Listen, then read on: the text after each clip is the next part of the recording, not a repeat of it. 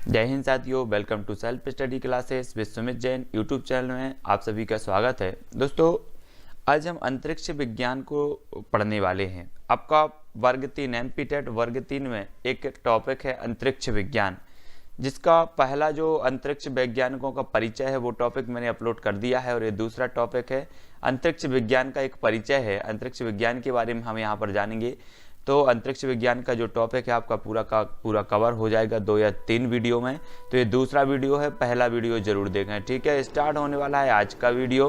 तो सभी लोग चैनल को सब्सक्राइब कर लें, वीडियो को सभी लोगों को लाइक करना है और शेयर करना है। ये मोस्ट इम्पॉर्टेंट वीडियो है, तो सभी लोग लाइक जरूर करना। ठीक है, और जो भी साथी हमारे टेलीग्राम ग्रुप से नहीं जुड़े हैं वो टेलीग्राम ग्रुप से जरूर जुड़ जाए। टेलीग्राम ग्रुप से जुड़ने के लिए साथियों आपको टेलीग्राम ऐप डाउनलोड करना है, फिर उसमें सर्च करना है IAS स्टडी ट्रिक। ठीक है, हाँ, तो टेलीग्राम ग्रुप से जुड़ना है। आज हम पढ़ते हैं कि अंतरिक्ष विज्ञान एक व्यापक शब्द है जो ब्रह्मांड के अध्ययन से जुड़े विभिन्न विज्ञान क्षेत्रों का वर्णन करता है। ठीक है, अगर आपसे पूछा जाए कि अंतरिक्ष विज्ञान में वर्णन होता है तो किसका वर्णन होता है? ब्रह्मांड के अध्ययन से जुड़े विभिन्न जो है विज्ञान क्षेत्रों का वर्णन इसमें किया जाता है, तथा सामान्य तौर पर इसका अर्थ है पृथ्वी के अतिरिक्त तथा पृथ्वी के वातावरण से बाहर भी, है ना। सामान्य तौर पर इसका अर्थ क्या लिया जाता है? पृथ्वी के अतिरिक्त और पृथ्वी के वातावरण से बाहर भी। मूलतः इन सभी क्षेत्रों को खगोल विज्ञान का हिस्सा माना गया था। हालांकि हाल के वर्षों में खगोल के कुछ क्षेत्रों जैसे खगोल भौतिकी का इतना विस्तार हुआ कि अब इन्हें अपनी तरह का एक अलग क्षेत्र माना जाता है।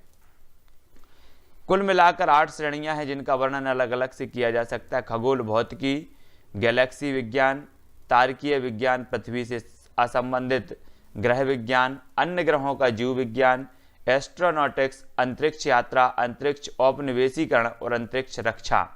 तो हमें पढ़ना है अंतरिक्ष विज्ञान अंतरिक्ष कार्यक्रम के बारे में। लाइब्रेरी ऑफ कांग्रेस और डेवी दशमलव प्रणाली में एक वर्णनात्मक खगोल विज्ञान नामक प्रमुख वर्गीकरण है, जिनका प्रयोग वे अपने विशाल भूगोल के संग्रहों के वर्णनात्मक कामों के स्थान पर करते हैं। अंतरिक्ष विज्ञान को अंतरिक्ष अनुसंधान और अंतरिक्ष की खोज के साथ जोड़कर नहीं देखा जा सकता। ठीक है, अंतरिक्ष कार्यक्रम के बारे में हम यहाँ पर पढ़ेंगे, है ना। और भारतीय अंतरिक्ष कार्यक्रम 1962 में शुरू हुआ। जी हाँ दोस्तों, यहाँ से एक प्रश्न आपका कवर होता है। अगर आपसे पूछा जाता है कि भारतीय अंतरिक्ष कार्यक्रम की शुरुआत कब हुई, तब आपका उत्तर होगा 1962 में। और 1969 में भारतीय अंतरिक्ष अनुसंधान संगठन इसरो की स्थापना की गई। दूसरा प्रश्न आपसे पूछा जाएगा इसरो की स्थापना कब की गई, जो कि अंतरिक्ष अनुसंधान संगठन है, तब आपका उत्तर होगा 1969 में। ठीक है, और इसका मुख्यालय बेंगलुरु में है। तीसरा क्वेश्चन, इसरो का मुख्यालय कहाँ पर है, तब आपका उत्तर होगा कहाँ पर है? बेंगलुरु में। वर्तमान में बेंगलुरु में अंतरिक्ष प्रौद्योगिकी और इसके अनुप्रयोग के तेजी से विकास के उद्देश्य स्थापित हो रहे हैं। चौथा क्वेश्चन आपका बनेगा, वर्तमान में जो इसरो के चेयरमैन है वो कौन है ना, अध्यक्ष कौन है, तब आपका उत्तर होगा के सिवन साहब हैं। तो याद रख लेना है। यहाँ से आपके क्वेश्चन बनेंगे कि भारतीय अंतरिक्ष कार्यक्रम की शुरुआत कब हुई? 1962 में।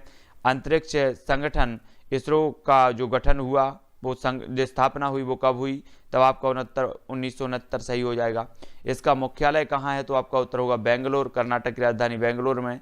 ठीक है, याद रख लेना है। वर्तमान में इसके अध्यक्ष कौन है, तो के सिवन साहब हैं। तो इतनी जानकारी आपको याद रखनी है अंतरिक्ष के बारे में।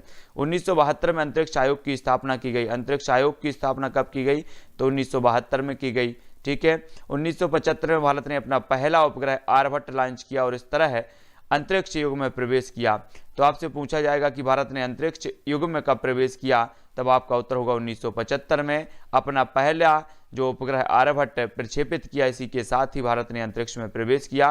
पिछले 4.5 दशकों में भारतीय अंतरिक्ष कार्यक्रम ने एक सुसंगत आत्मनिर्भर कार्यक्रम के माध्यम से प्रभावशाली प्रगति की है। तो इतने क्वेश्चन आपको याद रख लेना है। इसके इतिहास के बारे में जान लेते हैं। भारत में आधुनिक अंतरिक्ष अनुसंधान 1920 के दशक में दिखाई देता है, जब वैज्ञानिक SK मित्रा ने कलकत्ता में ग्राउंड आधारित रेडियो विधियों के अनुप्रयोग द्वारा आयनोस्फीयर की ध्वनि के लिए कई प्रयोग किए थे। बाद में भारतीय वैज्ञानिक जैसे CV रमन और मेघनाथ साहा ने अंतरिक्ष विज्ञान में लागू वैज्ञानिक सिद्धांतों में योगदान दिया। हालांकि यह 1945 के बाद की अवधि थी जिसमें भारत में समन्वित अंतरिक्ष अनुसंधान में महत्वपूर्ण जो विकास किए गए थे। भारत के 2 महानायक देख लेते हैं अंतरिक्ष युग में। तो भारत में संगठित अंतरिक्ष अनुसंधान को 2 वैज्ञानिकों द्वारा प्रेरित किया गया था, एक तो विक्रम साराभाई, ठीक है, और अहमदाबाद में भौतिक अनुसंधान प्रयोगशाला के संस्थापक होमी भाभा, है ना, जिन्होंने 1945 में Tata institute of fundamental research की स्थापना की थी। अब यहाँ से आपका क्वेश्चन बनेगा दोस्तों कि अहमदाबाद में भौतिक अनुसंधान प्रयोगशाला के संस्थापक कौन थे, तब आपका उत्तर होगा होमी भाभा। और 1945 में Tata institute of fundamental research की स्थापना किसने की, तो होमी भाभा ने, ठीक है। और Tata institute of fundamental research की स्थापना कब की गई, तब आपका उत्तर होगा 1945 में। ये चीज आपको याद रखनी है, ठीक है। अंतरिक्ष विज्ञान में प्रारंभिक प्रयोगों में ब्रह्मांडीय के जो अध्ययन है वो शामिल थे। अंतरिक्ष विज्ञान में प्रारंभिक प्रयोगों में ब्रह्मांडीय अध्ययन शामिल था। 1950 में परमाणु ऊर्जा विभाग की स्थापना भाभा के सचिव के रूप में की गई थी। विभाग ने पूरे भारत में अंतरिक्ष अनुसंधान के लिए जो है धन उपलब्ध करवाया था। तो आप सभी को याद रख लेना है, परमाणु ऊर्जा विभाग की स्थापना कब की गई, तो 1950 में की गई, ठीक है। 1954 में उत्तर प्रदेश राज्य वेधशाला हिमालय की तलहटी में स्थापित की गई थी। रंगपुर वेधशाला 1957 में उस्मानिया विश्वविद्यालय हैदराबाद में स्थापित की गई थी, ठीक है। तो ये सभी को आपको याद रखना है। अगर आपसे पूछा जाता है 1954 में उत्तर प्रदेश राज्य वेधशाला कहाँ पर स्थापित की गई, तब आपका उत्तर होगा हिमालय की तलहटी में, ठीक है, याद रख लेना है। अगला क्वेश्चन देख लेते हैं। अंतरिक्ष अनुसंधान को भारत के प्रधानमंत्री जवाहरलाल नेहरू द्वारा प्रोत्साहित किया गया। 1957 में सोवियत संघ ने स्पुतनिक फर्स्ट लॉन्च किया और बाकी दुनिया के लिए एक अंतरिक्ष लॉन्च करने के लिए जो है संभावनाओं को खोला। किसने, रूस ने। और कौन से प्रधानमंत्री ने इसको प्रोत्साहन दिया, तो पंडित जवाहरलाल नेहरू ने दिया, ठीक है।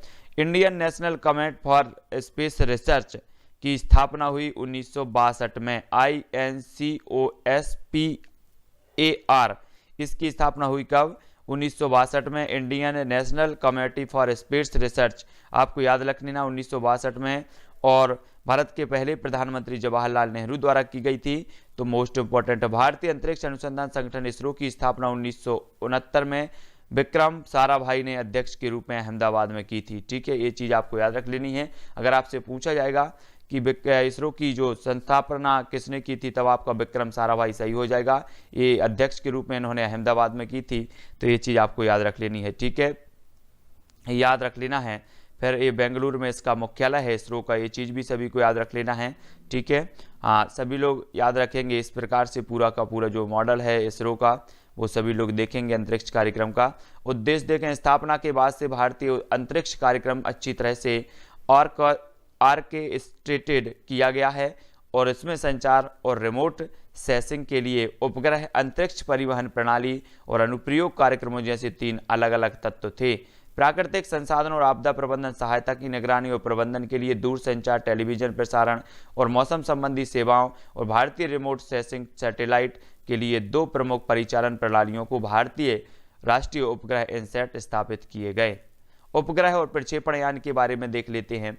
1960 और 70 के दशक के दौरान भारत ने भू राजनीतिक और आर्थिक विचारों के कारण जो है अपना स्वयं का लॉन्च वाहन कार्यक्रम शुरू किया। कब किया, 1960 और 70 के दशक में, ठीक है। 1960-70 के दशक में देश ने एक साउंडिंग रॉकेट प्रोग्राम विकसित किया और 1980 के दशक तक अनुसंधान ने सैटेलाइट लॉन्च व्हीकल 3 और अधिक उन्नत संवर्धित सैटेलाइट लॉन्च व्हीकल ASLV को परिचालन सहायक बुनियादी ढांचे के साथ पूरा किया। इसरो ने प्रक्षेपण यान प्रौद्योगिकी की उन्नति के लिए अपनी ऊर्जाओं को आगे बढ़ाया, जिसके परिणाम स्वरूप PSLV और GSLV प्रौद्योगिकी का निर्माण किया गया। मोस्ट इंपॉर्टेंट क्वेश्चन है, ठीक है।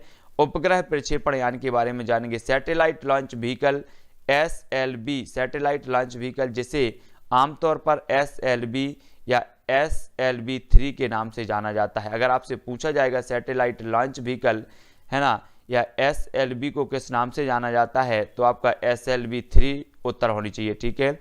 एक 4 stage solid propellant light launcher था। यह 500 किलोमीटर 310 मील की ऊंचाई तक पहुंचने और 40 किलोग्राम 88 पाउंड का जो है पेलोड ले जाने का इसका इरादा था।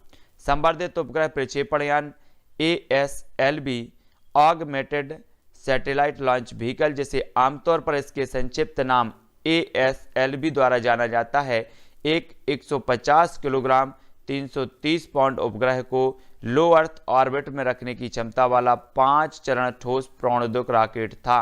ठीक है, तो ये सारे के सारे जो फैक्ट दिए हैं वो आपको नोट्स करते जाना है और याद करना है। Polar satellite launch vehicle ISRO द्वारा विकसित एक खर्चीला लॉन्च सिस्टम है जो भारत को अपने भारतीय रिमोट सेंसिंग IRS उपग्रहों को सूर्य की समकालिक कक्षाओं में लॉन्च करने की अनुमति देता है।